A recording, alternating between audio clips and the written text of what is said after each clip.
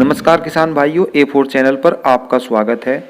आज की वीडियो में हम आपको बताने जा रहे हैं गन्ना वैरायटी 0238 में अगस्त माह में क्या हम यूरिया लगा सकते हैं।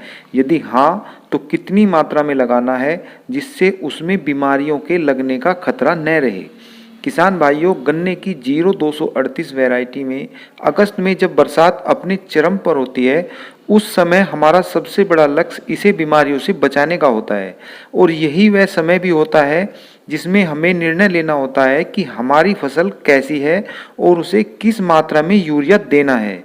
इसी संबंध में काफ़ी किसानों ने पूछा भी है कि क्या हम अगस्त माह में अपनी गन्ना फसल में यूरिया डाल सकते हैं। किसान भाइयों, इस माह में आपको फूंक फूंक कर कदम रखना होता है। यदि आपको लगता है कि आपकी फसल कुछ कमज़ोर है, उस पर पीलापन है और अच्छी तरह से बढ़वार भी नहीं कर रही है, तो आप 25 केजी यूरिया लेकर 1 एकड़ गन्ना फसल में डाल सकते हैं।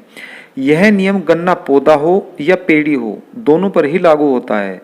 अब यहाँ आपको यह भी ध्यान रखना है कि इस समय तक यदि आपने किसी कीटनाशक का प्रयोग नहीं किया है, जैसे फटेरा है, वर्टाको है, कोस्को है, तो उसे भी यूरिया के साथ मिलाकर जरूर डाल दें, क्योंकि इसी समय इनकी आवश्यकता सबसे ज़्यादा पड़ती है। यदि इन्हें पहले से ही आपने डाल रखा है तो अब दोबारा डालने की आवश्यकता नहीं है।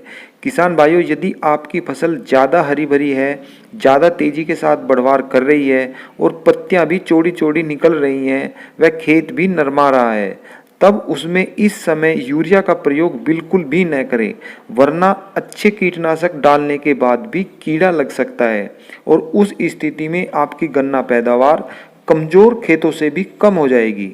यदि गन्ना खेत कुछ ज़्यादा ही कमज़ोर है, वह पीलापन आ रहा है, तो आप 25 केजी यूरिया के साथ 15 केजी कैल्शियम सल्फेट भी डाल सकते हैं। किसान भाइयों, अगस्त माह में आपको यह भी ध्यान रखना है कि जो भी खाद आप खेत में डाल रहे हैं उसे केवल पैर चिपकते समय ही डालें और पानी 3 से 4 दिन बाद ही लगाएं।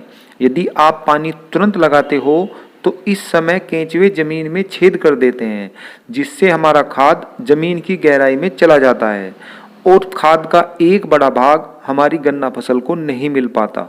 किसान भाइयों, इस माह में आप अपनी गन्ना फसल का बारीकी से निरीक्षण करके ही खाद का प्रयोग करें, तभी आपको फायदा मिल सकता है, नहीं तो नुकसान उठाना भी पड़ सकता है। और अंत में कृषि समाचार यह है कि कृषि क्षेत्र में युवाओं को रोजगार के लिए 112 स्टार्टअप को मिलेगी वित्तीय सहायता। इसके पहले चरण में 2020-21 में 112 स्टार्टअप को 1,18,590 लाख रुपयों की वित्तीय सहायता दी जाएगी। ऐसी ही जानकारी आपको आगे भी मिलती रहे, इसके लिए A4 चैनल को सब्सक्राइब करें, लाइक करें, शेयर करें। फिर मिलते हैं एक नई वीडियो के साथ। जय हिंद।